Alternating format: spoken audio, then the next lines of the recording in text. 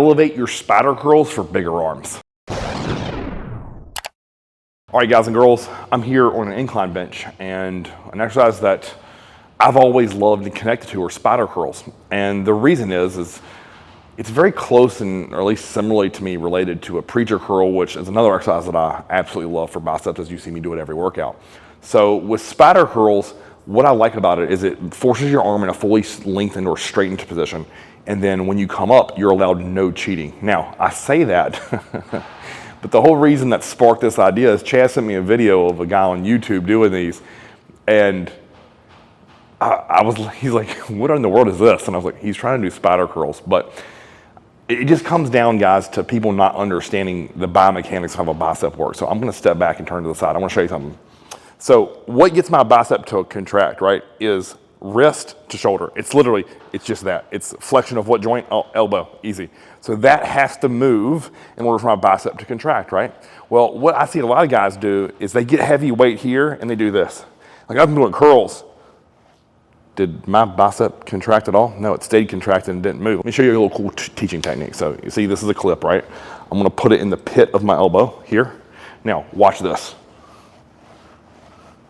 Is that a curl? Watch what happens when you curl. You get that visual. When you curl, you have to straighten or take your wrist away from your delt, straightening that joint. To curl, you have to get it to the shoulder. So I'm gonna get in here and show you what this guy was doing, and then I'm gonna show you the proper way with an easy bar, and then another cool technique that John taught me with dumbbells. All right, so I'm gonna grab the wider handle of the easy bar here. You can use the narrow one. That doesn't feel good on my wrist. So if you notice, each rep here is gonna begin with my arms fully lengthened or straightened, and I'm just gonna curl, squeeze at the top. So with these, this isn't a power exercise. Squeeze, squeeze. Everything inside of that bicep, I have to work, just like that. Now, what that guy was doing in the video was he was doing this. It's not a curl, guys. For spider curls, straighten those arms, put all the weight on my chest, and then just curl that to my forehead.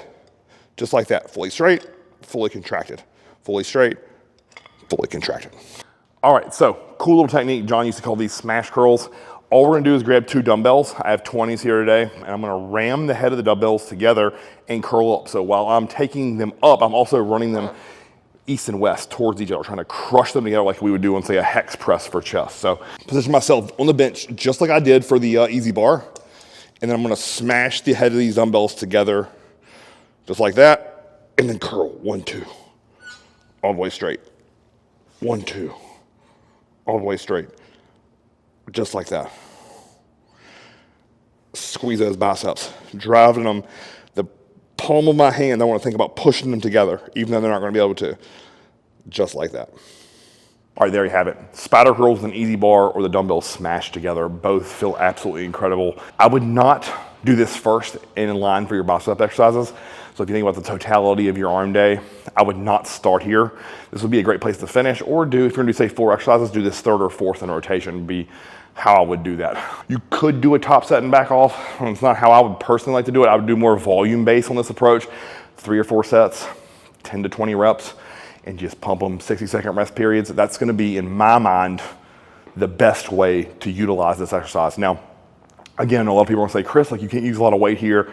How's it gonna grow your biceps? Well, it's gonna grow it through isolation. So if you've already done your heavy alternating dumbbell curls, you've already done your hammer curls with, say, 40s, 50s, 60s, then come over here and do this and finish with some stretch curls, and that's the totality of your bicep workout. Your arms will grow, and I believe that in my heart. So until next time, guys, like, share, subscribe. Bigger arms with Chris Evans TV.